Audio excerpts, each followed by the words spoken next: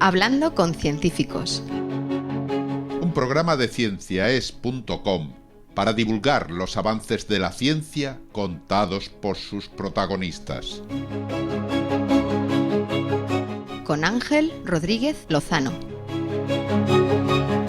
Hoy os invitamos a escuchar El cosmos del Dr. Jekyll y Mr. Hyde. Hablamos con Pablo Guillermo Pérez González.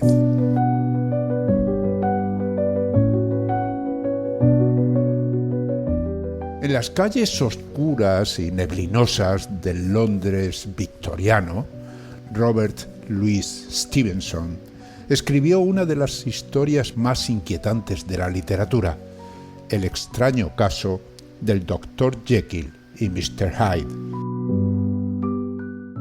En ella, un hombre respetable oculta en su interior un monstruo que tarde o temprano sale a la luz.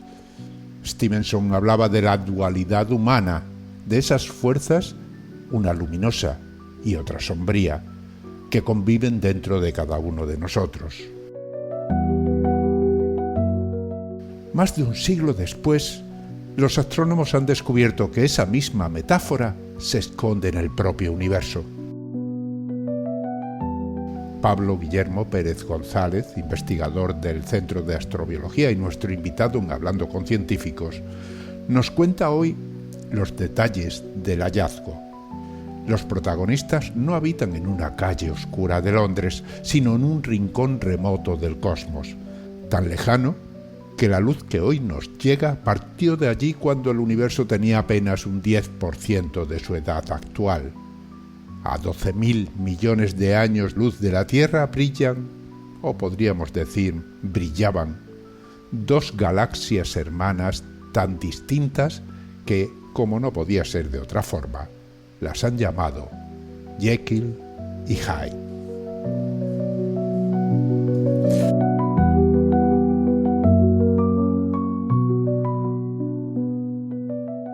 Hablamos de nuevo con Pablo Guillermo Pérez González, es investigador en el Departamento de Astrofísica, en el Centro de Astrobiología, es un centro mixto del Consejo Superior de Investigaciones Científicas y del Instituto Nacional de Técnica Aeroespacial, el INTA. Y vamos a hablar de la muerte de una galaxia en 3D. Bueno, ante todo un saludo. Muchísimas gracias, Pablo, por participar de nuevo aquí en Hablando con Científicos. Hola, Ángel. Encantado de estar aquí contigo. Bueno, pues ya lo he dicho, muerte de una galaxia. Deberíamos empezar por digamos, explicar un poco cómo es la vida de las galaxias, para que nos aclaremos de cómo una galaxia nace y se muere. Bueno, cuando hablamos de que una galaxia se muere es que deja de hacer lo que pensamos que debe hacer, ¿no? Que es formar estrellas. Las galaxias están formadas de estrellas, entre otras cosas, ¿no? Pero lo que más nos interesa normalmente son las estrellas y los planetas, ¿no? Cuando se forman las estrellas, a la vez se forman los planetas. Entonces, si deja de formar estrellas, pues algo le ha pasado, ¿no? Porque las estrellas se forman de gas y existe un montonazo de gas en el universo que no ha formado estrellas. Solo una muy pequeña parte, en torno al unos pocos por cientos del gas que existe en el universo ha dado lugar a estrellas en las galaxias. Pero por alguna razón las galaxias dejan de formar estrellas y el universo en general ha decrecido su ritmo de formación de estrellas en un factor considerable, más de un factor 10 en los últimos 8.000 millones de años. Y ahora vivimos en una época mucho menos intensa en la formación estelar que lo que era el universo hace 8.000 millones de años. Eso es lo que entendemos por galaxias muertas y por qué son importantes para el universo en general, porque el universo en sí está decreciendo en su ritmo de formación de estrellas. O sea que el universo está envejeciendo porque en un principio está dejando de formar estrellas. Es decir, las galaxias, a medida que envejecen, forman menos estrellas y por lo tanto envejece todo el universo. Casi todas las galaxias de nuestro alrededor, incluido la Vía Láctea, ya no forma estrellas como lo hacía en el pasado. Esa muerte de las galaxias, en un principio pensábamos que se formaba de forma gradual y solo ocurría al final de nuestra historia, ¿no? Hoy, ¿no? En el universo de hoy. Y las galaxias más masivas pensábamos que se formaban poquito a poco, formando estrellas, juntándose galaxias más pequeñitas con otras galaxias pequeñitas y formando una más grande, ¿no? Y todavía formando más estrellas y al final ya no se juntaban más entre ellas, ya no se fusionaban, se dice, ya no formaban más estrellas y se morían, ¿no? Pero eso al final de la época del universo. Pero resulta que hace como 20 años descubrimos que había galaxias tan masivas como la Vía Láctea, o más incluso, tan masivas como las más masivas que conocemos a nuestro alrededor, que son galaxias que se llaman elípticas, y que ya no formaban estrellas, estaban muertas, y que ya tenían una masa muy, muy grande, tan grande como la Vía Láctea o mayor, pero en una época del universo muy, muy temprana, cuando el universo tenía una fracción de la edad que tiene hoy, ¿no? Entonces, en ese contexto es cuando, antes de lanzar el telescopio James Webb, el telescopio espacial James Webb, pues estuvimos eligiendo galaxias interesantes en varios temas, y uno era galaxias muertas en el universo joven. Y estas galaxias las elegimos para observarlas con James Webb con todos los instrumentos, y especialmente con uno de los instrumentos que se llama NIRSPEC, que toma espectroscopía, es decir, que nos da la información más detallada que podemos tener de un objeto estelar, porque rompemos la luz que nos llega en multitud de tonos, ¿no? De colores, y eso nos da información sobre qué composición tiene la galaxia, qué edad tienen las estrellas que hay ahí, si hay gas, nos da la información más detallada que puedes tener, ¿no? Así que elegimos unas pocas galaxias, entre ellas una galaxia muerta, a Redshift 3,7 se llama, ¿no? Que el universo tenía una edad de menos de 2.000 millones de años, ¿no? Esta galaxia se conocía desde 2017. Nosotros la elegimos en torno a 2019. Sí, 2019. El telescopio espacial el James Webb se lanzó a finales de 2021, así que estuvimos dándole vueltas a qué galaxias queríamos elegir, a qué queríamos observar, y esta en particular durante mucho tiempo. Entonces, vosotros estáis estudiando unas galaxias muy concretas, ¿no? Además tienen nombres casi cinematográficos, ¿no? Dr. Jekyll y Mr. Hyde. O sea que tenemos dos galaxias que tienen comportamientos muy diferentes una de otra, ¿no? Primero, ¿por qué esas galaxias? ¿Dónde están? Antes de contarte por qué le pusieron ese nombre, déjame que te cuente toda la historia, ¿no? Se descubrió en un principio un investigador australiano, Carl Glazebrook, con datos Hubble, y él estaba buscando galaxias muertas, masivas y muertas. Estas galaxias son rojas. Cuando las estrellas muy jóvenes, las estrellas que son azules, viven muy poquito tiempo. Así que si ves una estrella azul, tiene que ser joven, ¿vale? Si ves una estrella como el Sol, amarilla, digamos, en realidad su color pica en el verde, pero bueno, nosotros la vemos amarilla, ¿no? O blanca. Esas estrellas, bueno, pueden tener cualquier edad. El Sol tiene 4.500 millones de años. Puede tener edades, estas estrellas, hasta 9.000 millones de años. Estrellas más rojas, de nuevo, pueden tener cualquier edad, pero duran muchísimo. Pueden durar tanto como la vida del universo. Entonces, si quieres buscar galaxias muertas que ya no forman estrellas, quieres que no sean azules. Esas galaxias no pueden ser azules, tienen que ser rojas. Entonces, estaba buscando galaxias rojas. Pero las galaxias pueden ser rojas porque tienen estrellas viejas, porque están muertas, ¿no? Porque ya no están formando estrellas jóvenes, o porque están formando estrellas jóvenes, pero esas estrellas están rodeadas de polvo. O sea que ese color rojo realmente puede proceder o puede tener origen en dos situaciones. Una, que las estrellas realmente sean viejas, es decir, que no haya estrellas jóvenes que desprendan una luz, digamos, más azulada y que procederían de estrellas recientes que han nacido hace poco. Y otra posibilidad es que, aun existiendo esas estrellas jóvenes, esa luz más azulada, se interponga algo, una nube de polvo, por ejemplo, que absorba esa luz azul y deje pasar solo la luz roja.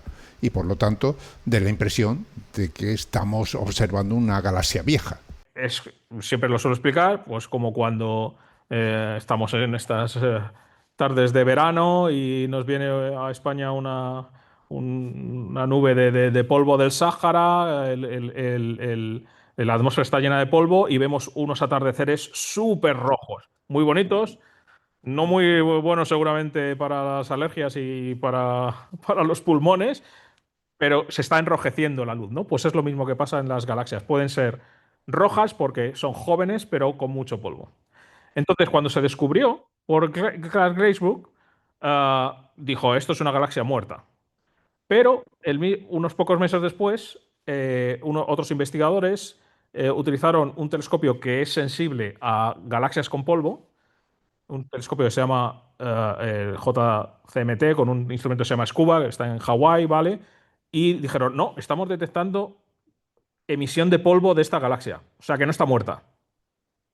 Lo que pasa es que este telescopio es sensible a la presencia de polvo, pero es un poco miope. No ve el cielo con una resolución espacial muy pobre. Entonces no sabía exactamente, estaba cerca de esa misión, pero podía ser consistente con otras galaxias de alrededor. Entonces, un poquito después, se observó con ALMA. ALMA es un telescopio en Chile, observando, es un radiotelescopio, observando en ondas submilimétricas, también sensible al polvo, pero ALMA tiene una resolución espacial muy, muy buena.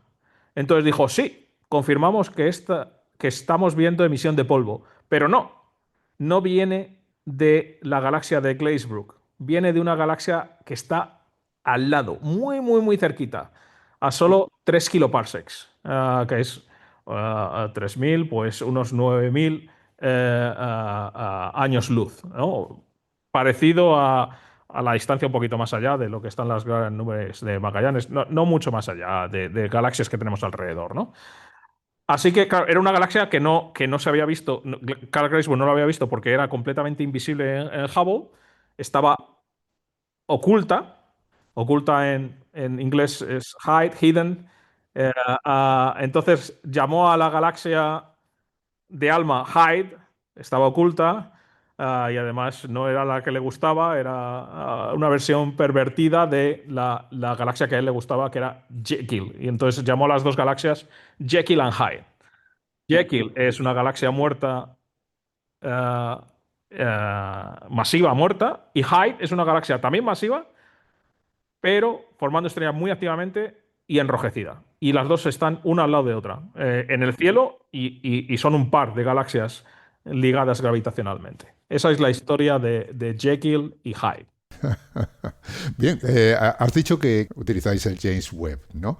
Claro, utilizáis el James Webb evidentemente porque os da unas facilidades o una facilidad de observación que no podíais obtener con todos esos otros telescopios que han mencionado, ¿no?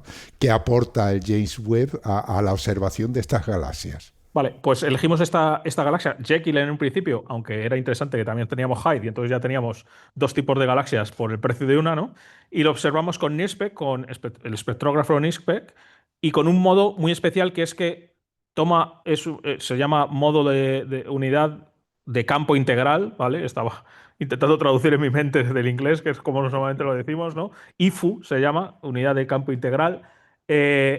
Y este modo de observación de NIRSPEC es que toma un espectro en una región de cielo de cada píxel. Hace una imagen, pero en múltiples longitudes de onda. Normalmente en espectroscopía se hace una imagen o se hace un espectro de una zona muy pequeñita. Esto lo hace de una zona muy grande. Entonces podíamos tener un espectro de Jekyll y Hyde a la vez y con resolución espacial, viendo toda la extensión de la galaxia de Jekyll y también de Hyde, ¿no? Si sus propiedades iban a ser diferentes, pues en el centro de la galaxia, comparado con las zonas más externas, ¿vale? Este es esa espectroscopía, además, Hubble no tiene espectrógrafo, entonces es una cosa completamente nueva. Tomar espectroscopía desde el espacio, que tienes una resolución espacial inigualable. El James Webb es mayor que el Hubble, son 6 metros frente a 2,5. Y además observa el James Webb en el infrarrojo medio, con lo cual puedes librarte en parte del efecto del polvo que no deja ver la parte más azul de las galaxias, y además tienes acceso a otras propiedades espectrales, características espectrales que ningún telescopio podía ver, ¿no? Y con eso estudiamos el objeto, los dos objetos, Jake y Lehi. Bien, has dicho que estas dos galaxias son muy antiguas, o por lo menos están muy cerca del origen del universo, ¿no? El hecho de que sean tan antiguas es lo que os llama precisamente la atención, ¿no? El hecho de que estén, digamos, tan evolucionadas o sean tan viejas, ¿no? O por lo menos una de ellas. Claro, una de ellas no está formando estrellas y además no está formando estrellas durante un tiempo considerable. Ah, esta galaxia, lo que estamos observando, existió 1.700 millones de años después del Big Bang, ¿vale? 1.700 y llevaba sin formar estrellas unos 600 millones de años. O sea que 1.000 millones de años después del Big Bang, y hoy la edad del universo es 14.000 millones de años, o sea que menos de un 10% de la edad que tiene hoy, en ese momento esa galaxia había formado 100.000 millones de estrellas, más que lo que ha formado la Vía Láctea en toda la historia del universo, ¿vale? Y ya no estaba formando más estrellas. Se había parado por alguna razón. Al final, el objetivo de todo este trabajo es entender por qué eso pasa, ¿vale? Y por qué algunas galaxias dejan de formar estrellas, lo forman muy rápido y después dejan de formar estrellas. ¿Y cómo sabéis que dejó de formar estrellas hace, has dicho, 600 millones de años?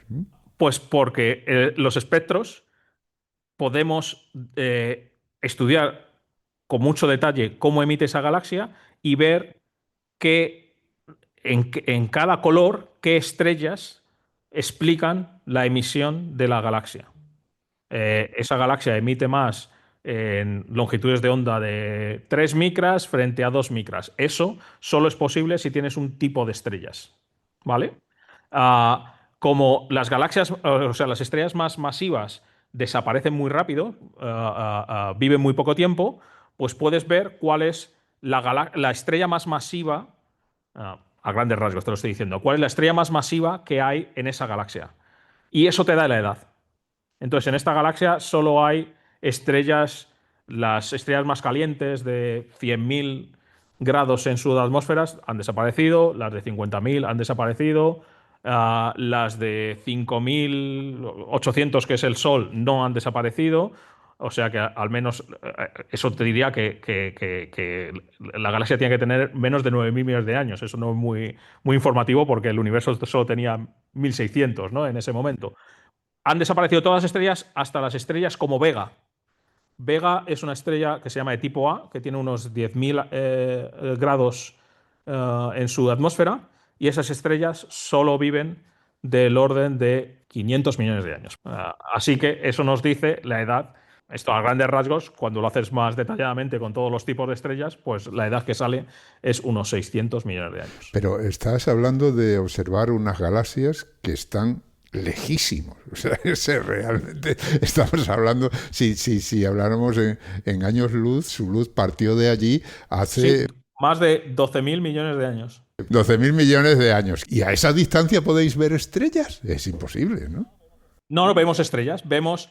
Esta galaxia tiene 100.000 millones de estrellas. Vemos la luz junta de todas ellas, ¿no? Pero cada tipo de estrellas emite de una manera diferente. No es lo mismo ver cuando ves en el cielo Betelgeuse, que incluso a ojo se puede ver roja, que ver a Sirio, que la ves muy blanquita, pues es muy azul y la ves muy blanquita, ¿no? Así que comparando unos colores con otros, puedes descomponer la luz en, de hecho, miles de tonos de luz, ¿vale?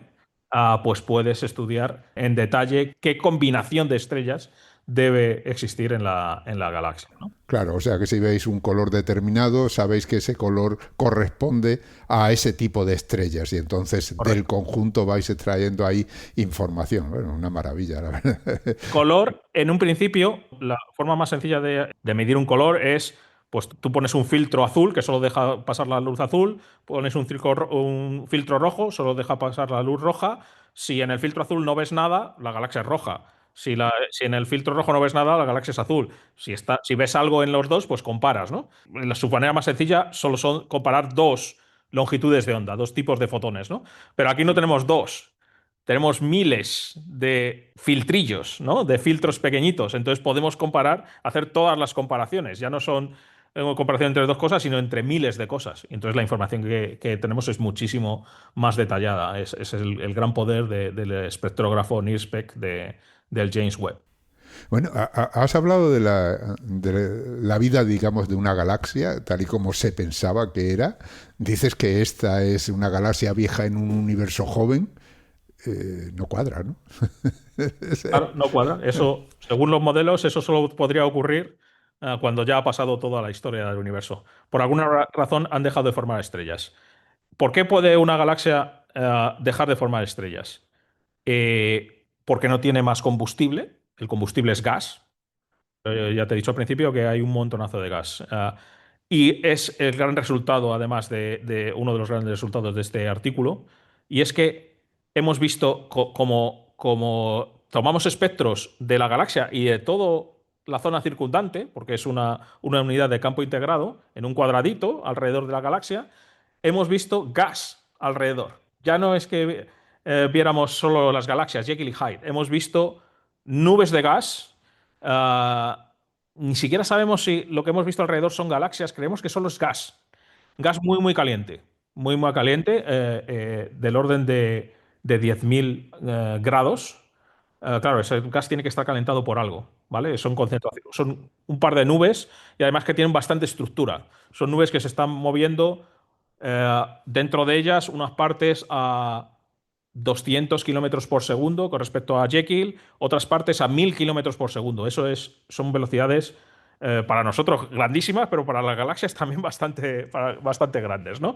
Hay que recordar que la luz se mueve a 300.000 kilómetros por segundo. Pues aquí zonas de estas nubes de gas se están moviendo a 1.000 kilómetros por segundo.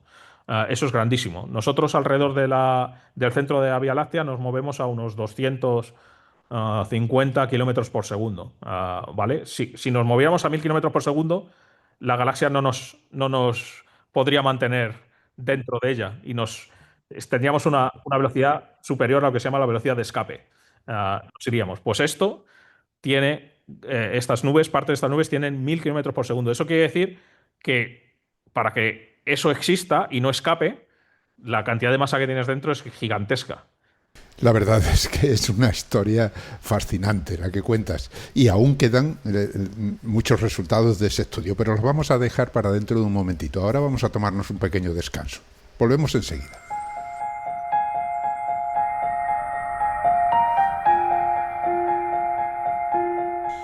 Estáis escuchando Hablando con Científicos, un podcast de cienciaes.com para divulgar la ciencia de la mano de sus protagonistas. En nuestra página web, cienciaes.com, podéis encontrar más de 500 entrevistas con científicos de todas las disciplinas. Os invitamos a escucharlas y compartirlas en redes sociales con vuestros amigos y conocidos. Cienciaes.com ofrece un conjunto de podcasts de acceso libre y gratuito a través de iTunes, Spotify, Google Podcasts, iVoox, TuneIn y muchas más plataformas. Todo en cienciaes.com.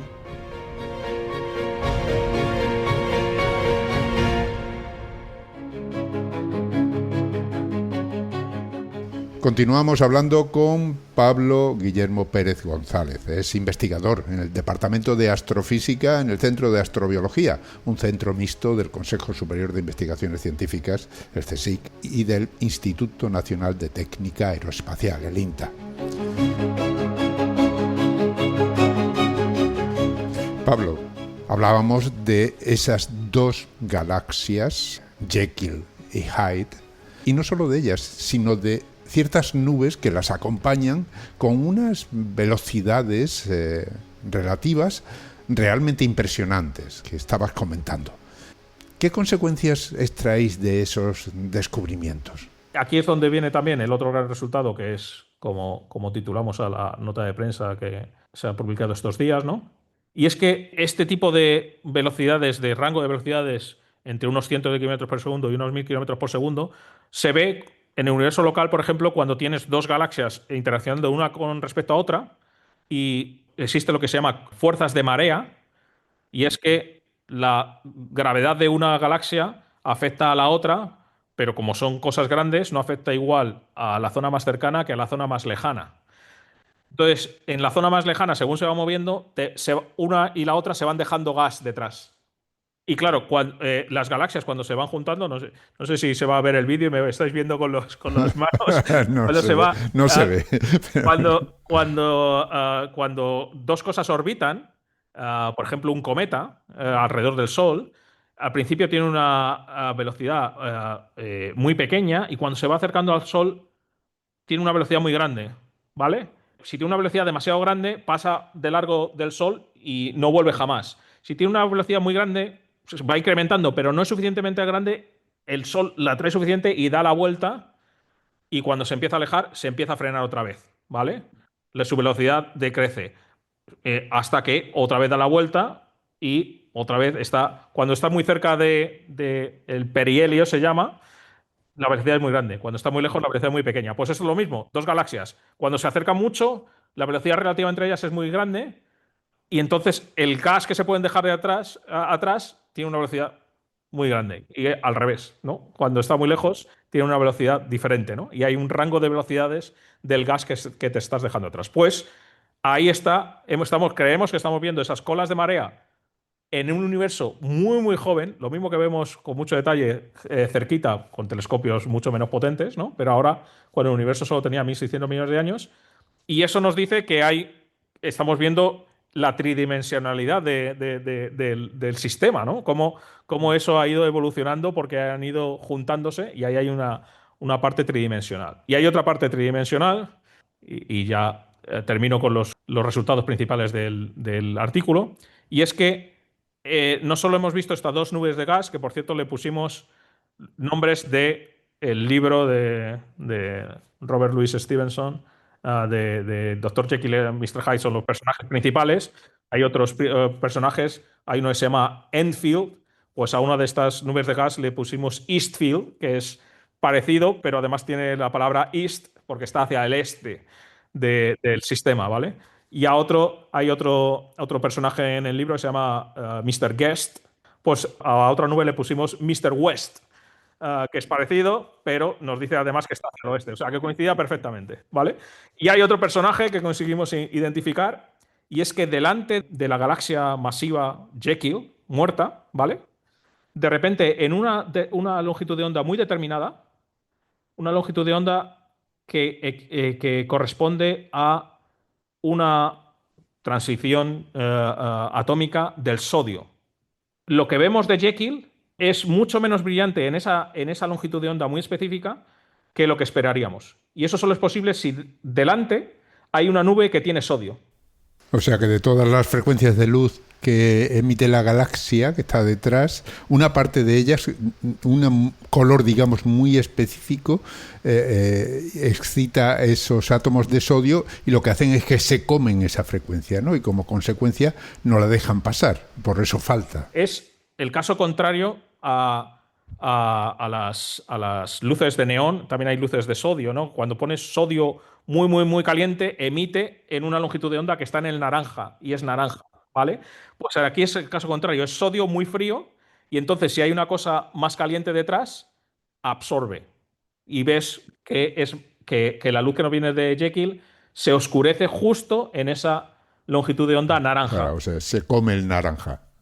Lo cual nos dice que hay una nube enfrente entre nosotros y Jekyll, muy muy cerca, tiene una velocidad muy, muy parecida a Jekyll, pero un poquito diferente, o sea que nos dice que está allí, pero está delante porque la está oscureciendo. Ahí tienes otra vez la tridimensionalidad. Eso nunca se había visto así. Estamos viendo por primera vez una galaxia masiva en 3 dimensiones con estos dos. A esta nube la pusimos Doctor Sodium, basado en otro personaje que creo que se llamaba Nadium o algo así, que era muy parecido a Sodio. No me acuerdo del personaje ya, ¿no? Pero cuando lo vi, ¿vale? Y entonces, y ya termino con la referencia al libro, A todo el sistema le llamamos el sistema Tusitala, que es Tusitala era como llamaban los aborígenes el autor Robert Louis Stevenson se fue ya no me acuerdo dónde, a islas del Pacífico, y los aborígenes le llamaban Tusitala, que significa el contador de historias. Sí, Stevenson fue además un gran viajero, viajó por todo el mundo y al final de su vida acabó viviendo en Samoa, en una de sus islas. Y además fue un gran defensor de los derechos de los aborígenes. Por eso le llamaban Tusitala porque era un contador de historias. Y este sistema nos está contando una historia tan impresionante como las que contaba Stevenson. Bueno, la historia que nos está contando este sistema es increíble. Así que le pusimos el sistema Tusitala y ya todo era redondo y bueno, nos gustó las referencias. Seguir con las referencias No, además viene muy bien porque eso ayuda a comprender un poco todo lo que hacéis, que bastante complicado es. Así. En realidad te he contado una gran historia, ¿no? Sí. Así que lo del el nombre de Tusitala creo que viene bastante bien, ¿no? Sí, bueno, has dicho que una galaxia que está muerta, lo que ha perdido es gas, o sea que ya no tiene ahí ese gas que es necesario para formar nuevas estrellas y que por lo tanto al no formar nuevas estrellas pues es por lo que dices que está muerta, ¿no? Pero sí hay gas, porque acabas de decir que se ha detectado gas alrededor y además en abundancia. ¿Qué ha pasado ahí? Claro, es la cuestión. Está muy caliente. O sea que hace un ratillo te decía, una galaxia deja de formar estrellas porque no tiene gas, pero en este caso sí lo tiene alrededor. ¿Por qué ese gas no cae? La otra opción es que hay gas, pero no está en las condiciones adecuadas, está demasiado caliente. Para que el gas forme estrellas, tiene que caer a ciertas zonas y eso quiere decir que primero se enfría a temperaturas del orden de 10 grados Kelvin, o sea, menos 263 grados, ¿vale? Primero se enfría y cae a unas ciertas zonas y solo cuando empieza a ser suficientemente denso empieza a calentarse otra vez y llega a temperaturas de millones de Kelvin y empieza la fusión, ¿vale? Pero al principio se tiene que enfriar mucho. El gas que te he dicho de Eastfield a Mr. West tiene del orden de 10.000 Kelvin. ¿Por qué tiene esa temperatura? Es la pregunta que nos surgió al descubrir estas nuevas. Pues claro, a estas temperaturas eh, el gas solo se puede calentar de dos formas, o conocemos dos formas de que se caliente el gas. Una es si tienes un gas muy muy cerca de estrellas que se están formando, estrellas como Rigel, que es muy azul, estrellas de 100.000 Kelvin, 100.000 grados, ¿vale? El gas que tienes alrededor, pues lo calientas mucho, ¿vale? O sea que en zonas de formación estelar puedes calentar el gas a 10.000, 20.000 grados, ¿vale? Pero este gas de Eastfield a Mr. West está muy lejos de las galaxias. No estás cerca de una región de formación estelar, está muy, muy lejos. O sea que no puede haberse calentado por formación estelar de Jekyll, que no tiene, y Hyde sí tiene, pero está oscurecida. La otra opción es que esté calentado por agujeros negros supermasivos, por núcleos activos se llama. Un agujero negro supermasivo que pensamos que hay en todas las galaxias. Este agujero negro supermasivo de vez en cuando atrae material y calienta ese material a grandes temperaturas, ¿vale? Y ese material emite tanto como una galaxia. El agujero negro supermasivo es tan potente que una cosa que es, por ejemplo, el agujero negro de la Vía Láctea es lo que se llama el horizonte de sucesos, es tan grande como la órbita de Venus. Una cosa tan pequeña puede atraer gas alrededor en un tamaño del orden de un tamaño parecido al sistema solar y calentarlo tanto que emite tanto como toda la galaxia, ¿vale? Eso no le está pasando al agujero negro de la Vía Láctea porque está muerto también, tiene muy poquito material alrededor, ¿no? Así que eso es un núcleo galáctico activo que puede calentar el gas a grandes distancias. Puede calentarlo con esta emisión tan intensa y también con lo que se llama chorros de materia. El agujero negro supermasivo, muchos de ellos tienen lo que se llama chorros o jets que pueden llevar material a velocidades cercanas a la de la luz, a tamaños, a distancias del orden de decenas o incluso centenares de veces el tamaño de una galaxia. Así que este gas Eastfield a Mr. West, estas nubes de gas, pensamos que pueden estar calentadas por un o varios núcleos galácticos activos. Pero el problema es que no vemos los núcleos galácticos activos en este, ni en Jekyll ni en Hyde. Jekyll está muerto, dentro de ella no debe haber gas, así que debe haber un agujero negro supermasivo, pero no debe tener gas y no tenemos ninguna información de que tenga gas. Y Hyde pudiera tener un agujero negro supermasivo, no lo vemos, pero claro, tiene formación estelar muy intensa, rodeada de mucho polvo, así que el agujero negro supermasivo puede que esté rodeado de mucho polvo. Y entonces no lo vemos con los datos que tenemos. Ya, pero esas nubes están alejadas de esas dos. Pero están calientes, así que debe existir algo.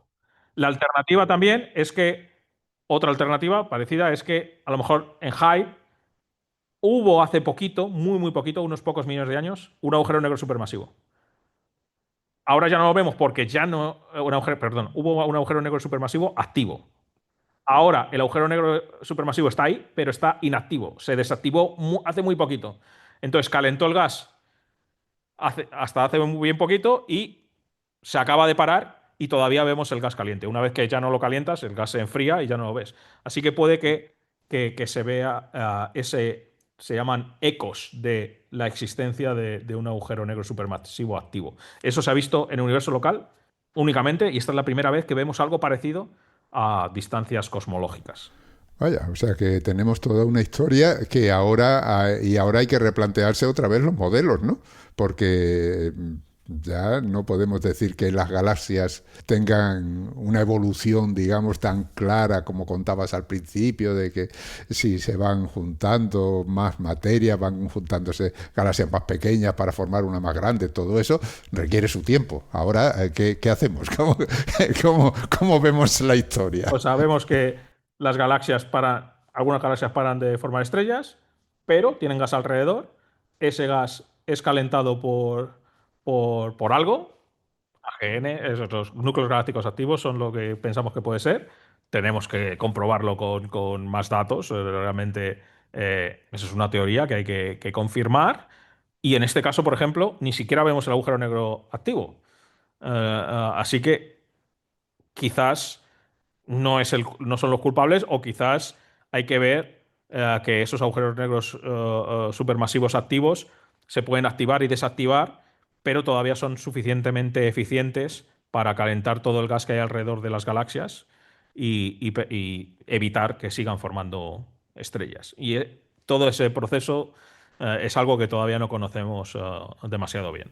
Eso quiere decir que tenéis que seguir investigando y tenéis que seguir observando. ¿Tenéis candidatos parecidos a estos que os permitan hacer ya un estudio, digamos, de varios candidatos que os vayan aclarando un poco las cosas?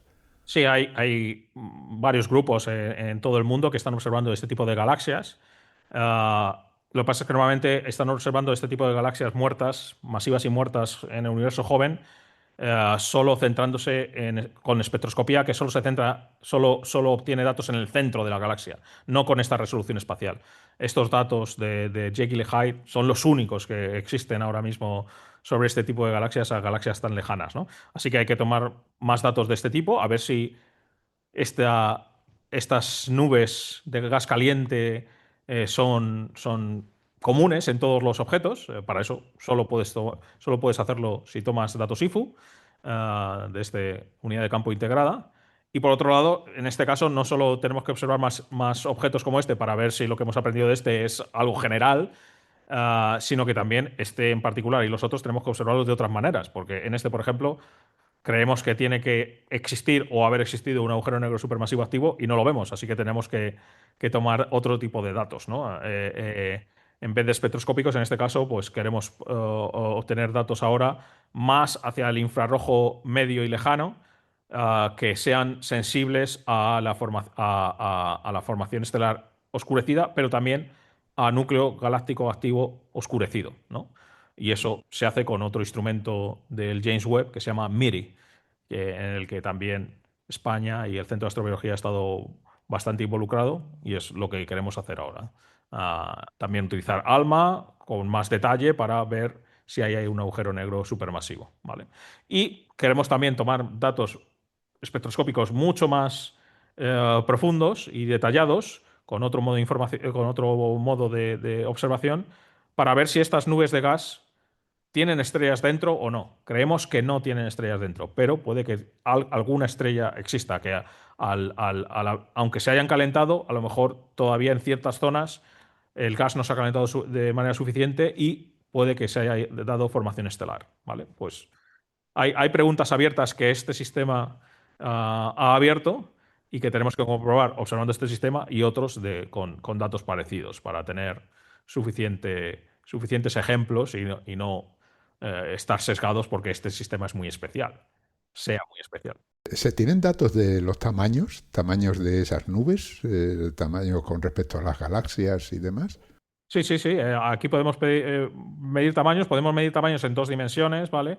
Esto tiene, por ejemplo, y además es importante porque estas galaxias masivas, muertas y jóvenes son muy compactas.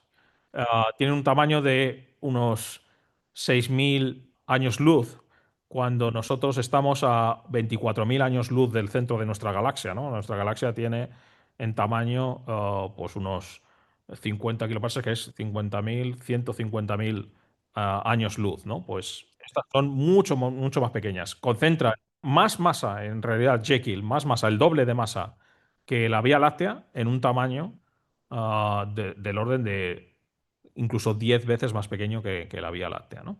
Y las nubes, estas Ace a Mr. West, son del orden de 5 o 6 veces más grandes que la propia Jekyll. O sea, son cosas con mucho gas, muy difusas.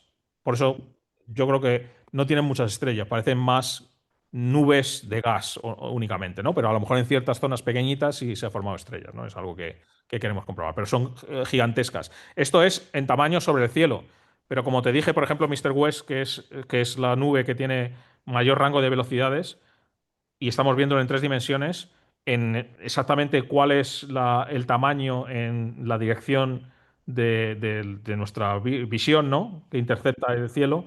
Ahí no en profundidad, sí, no sabemos exactamente cuánto podría tener. Pues se podría hacer una estimación con un modelo dinámico, pero exactamente eso puede tener del orden de tamaños del orden de sí, 10, 20 veces más grande que una galaxia, ¿no? A la hora de interpretar todos estos resultados, pues hay dos caminos, ¿no? Por lo menos, ahora más, ¿no? Pero digo, hay un camino que es observacional, vosotros observáis, describís, tomáis datos, intentáis comprender lo que estáis viendo, y otro que ya es más teórico, que es la elaboración de modelos que expliquen ese comportamiento, ¿no? ¿Vosotros hacéis ese trabajo de modelaje también, de modelado de eso, o se lo dais a otros equipos para que lo hagan? Sí, nosotros no hacemos modelos directamente. Lo que pasa es, lo que hacemos es colaborar con gente especializada en modelos y normalmente en los artículos, estos artículos además involucran a bastantes investigadores. Creo que en este artículo somos 25 coautores, porque la planificación, la ejecución, el análisis observacional y de modelos ha involucrado y involucra a muchísima gente, cada uno con su experiencia, gran experiencia en cada apartado, ¿no? Así que nosotros no hacemos un modelado directamente, pero colaboramos y comparamos con el material que nos proporcionan otros investigadores, y esos investigadores centrados en modelos se nutren de lo que nosotros les estamos diciendo que estamos observando. Entonces ellos intentan explicar con sus modelos lo que nosotros estamos observando, ¿no? Por otro lado, claro, estáis utilizando el telescopio espacial James Webb. Sabemos que es una maravilla, y es una maravilla que todo el mundo querrá usar. Evidentemente, habrá tortas ahí por conseguir tiempo de observación, ¿no? ¿Vosotros cuánto tiempo le dedicáis a observar, o cuánto tiempo del telescopio utilizáis en una investigación de esta? Eso es interesante también porque este artículo está basado en tiempo de observación que nos dieron a nuestro equipo, y en gran parte liderado desde el Centro de Astrobiología, porque estuvimos durante 20 años, sobre todo un investigador, Santiago Arribas, y colaboradores como yo y gente en su grupo y en el mío, pues estuvimos trabajando en construir y desarrollar ese instrumento, NIRSPEC. Entonces, parte del pago a equipos como el nuestro es tiempo garantizado, que se llama. Así que este proyecto está basado en tiempo garantizado. Teníamos creo que eran 200 horas de tiempo de observación, que es una barbaridad. Normalmente hay proyectos que se hacen en 2, 3 horas. Los más grandes suelen ser 100, 150. Pues fíjate, 200, 300 horas es magnífico y con eso observamos muchas galaxias, ¿no? En este caso, Jekyll and Hyde, pues no recuerdo los tiempos de exposición, pero debían ser como de unas 8 o 9 horas en total en todos los datos que tomamos. Y bueno, pues hablemos del equipo, ¿no? El equipo, por lo menos el equipo inmediato con el que trabajas y el equipo que ha participado en esta investigación. Cuéntame.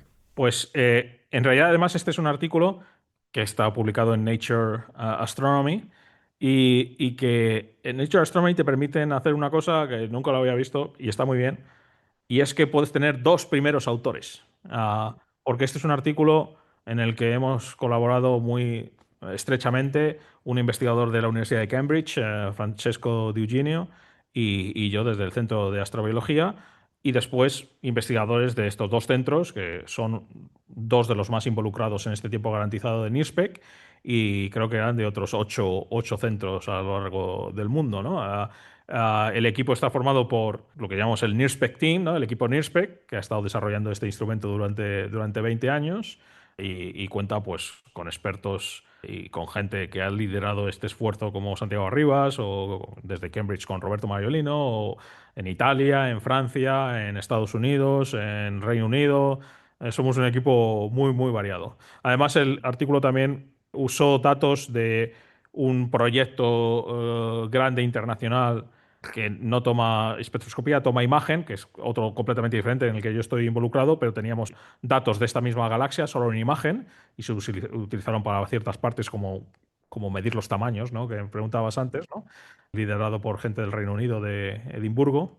Así que también son parte del equipo. Y al final, pues todos hemos puesto nuestro granito de arena y hemos discutido bastante durante largas horas sobre la naturaleza de estas nubes, Eastville a Mr. West y de Dr. Sodium y cómo se podía explicar que estuvieran calientes, en las velocidades que tenían. Así que ha sido un esfuerzo bastante repartido, liderado por Francesco y yo como los dos primeros autores y después, pues eso, con un par de decenas más de investigadores de todo el mundo. ¿Tenéis pensado utilizar otros instrumentos, como, bueno, mencionaste en otro momento ALMA, otros instrumentos que a lo mejor aporten información adicional? Ya hemos mandado una nueva propuesta de observación de este mismo sistema para ver la posible presencia de un agujero negro supermasivo activo oscurecido, ¿vale?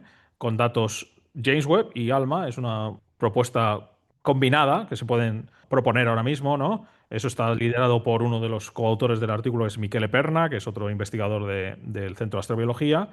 Y estamos pensando en la próxima oportunidad que tengamos de mandar propuestas de observación, que será en octubre de este año, para James Webb, el volver a observar el sistema con MIRI, por ejemplo, te comentaba antes, y seguramente también con NIRSPEC, pero en otro modo de observación un poquito diferente que nos dé información sobre si estas nubes de gas tienen estrellas o no tienen estrellas, o solo son gas. Muy bien, pero que tenéis trabajo ahí por delante, ¿no?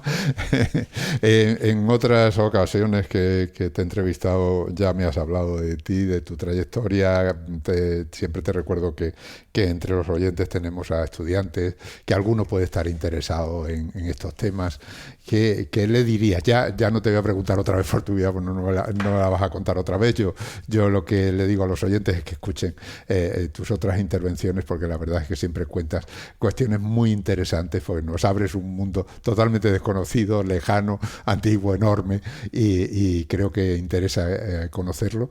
Pero dentro de esos estudiantes, si alguno quisiera dedicarse o tener una carrera que le llevara a utilizar instrumentos como el James Webb o trabajar ahí en el Centro de Astrobiología o trabajar en estos temas en general, ¿tú qué le dirías? Pues que sigan Nuevamente es una vocación y una pasión, que sigan su pasión y que van a tener oportunidades. Hablabas de que si vamos a intentar obtener nuevos datos, la cantidad de datos que está dando James Webb es ingente. Y la cantidad de información que tienen es literalmente inabarcable. Los datos de Jekyll y Hyde, espectroscópicos, nosotros hemos analizado ciertos aspectos. Esos ciertos aspectos nos ha costado entenderlos y solo es un porcentaje mínimo de lo que se puede extraer de estos mismos datos. Seguramente estamos explotando los datos, estamos sacando de los datos que ya ha proporcionado James Webb un porcentaje mínimo de la información que podemos mandar sobre que podemos extraer de ellos, ¿no? Así que hay posibilidades de analizar datos de James Webb, de archivos se llaman, que necesitarían involucrar a centenares, si no miles, de astrofísicos durante décadas. Así que pueden utilizar datos en James Webb cualquiera, van a tener oportunidades. Hace falta gente con vocación y con pasión y con nuevas ideas. Así que yo les invitaría a seguir la carrera de investigador en astrofísica, que involucra estudiar física y después un máster en astrofísica, hacer una tesis. Y bueno, la carrera de investigador tiene sus cosas, empiezo por las malas, si quieres. Bueno, pues siempre tienes la incertidumbre de dónde encontrar trabajo. Suelo decir que no hay paro en investigación, pero a escala mundial, entonces tienes que estar preparado para ir de un lado para otro, lo cual puede entrar en conflicto con tener una familia, por ejemplo, ¿no? También tienes una incertidumbre al principio de tu carrera, sobre todo, en el que cada 2, 3 años pues hay que buscar un trabajo en algún lugar del mundo, ¿no? Pero tiene cosas muy buenas. Conoces a gente extraordinaria, aparte de desvelar los secretos del universo, ¿no? Que eso parece como una tontería, pero vamos, es lo que nos mueve a gente como yo, ¿no? Pues eso, conoces a gente extraordinaria, súper brillante, con ideas magníficas de todo el mundo, conoces otras culturas, viajas por todo el mundo para aprender y para que aprendan de ti. Y bueno, tienes también la oportunidad de compartir tu pasión pues con gente que está interesada y en la astrofísica la verdad es que hay mucha gente interesada y hay gente como tú pues, que nos permite transmitir lo que vamos aprendiendo del universo, ¿no? Así que yo creo que merece la pena, pero tiene sus pros y sus contras, como todo. Bueno, todo cuesta trabajo, evidentemente, en algún momento. Pero bueno, ahí está. A ver si en el futuro tienes alguno de los que nos están escuchando que por el hecho de escucharte, pues les ha entrado ese gusanillo de la investigación y está ahí analizando algunos de los datos de James Webb o de cualquier otro instrumento de los muchos que hay que van observando el universo y que lo que van recogiendo es información que luego vosotros tenéis que interpretar. Te puedo decir que yo ahora ya no doy clases, antes daba clases en la Universidad Complutense de Madrid, soy todavía profesor en excedencia de la Universidad Complutense de Madrid, y una de las cosas que más me gusta es encontrarme en algún congreso o en algún centro de investigación, en uno de mis viajes, a un antiguo alumno.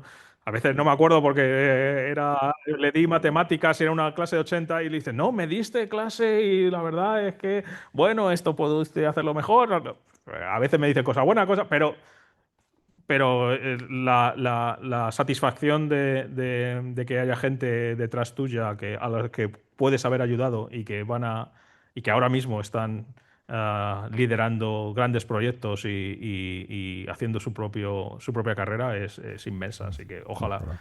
Bueno, una última cosa. ¿Los datos de James Webb son abiertos? ¿Son accesibles?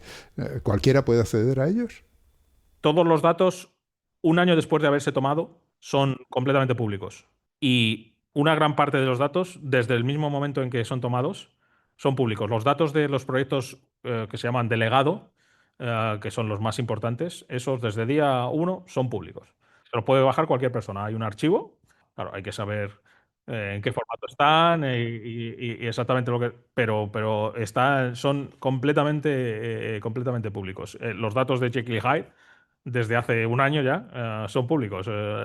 Mandamos el artículo que ha tenido sus vericuetos con la revista porque tardaban un montonazo en responder, pero eran públicos desde mayo de 2024.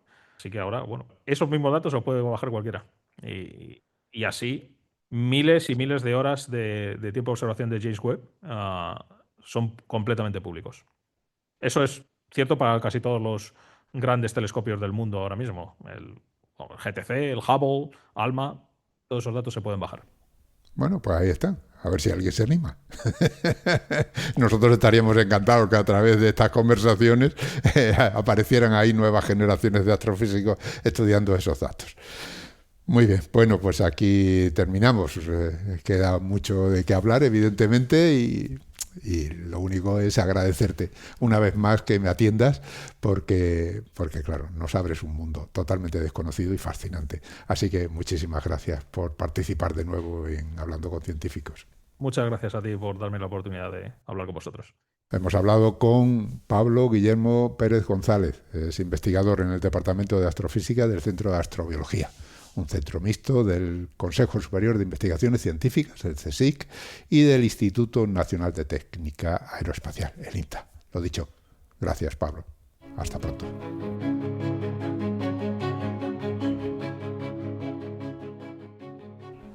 Y como siempre, antes de despedirnos, tengo que recordaros que Hablando con Científicos y el resto de los podcasts de cienciaes.com son posibles gracias a vuestras donaciones. Es nuestra única fuente de ingresos.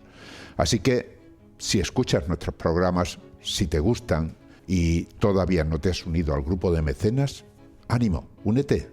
Visita cienciaes.com, pulsa el botón de donar y elige cualquiera de las opciones que ahí se ofrecen.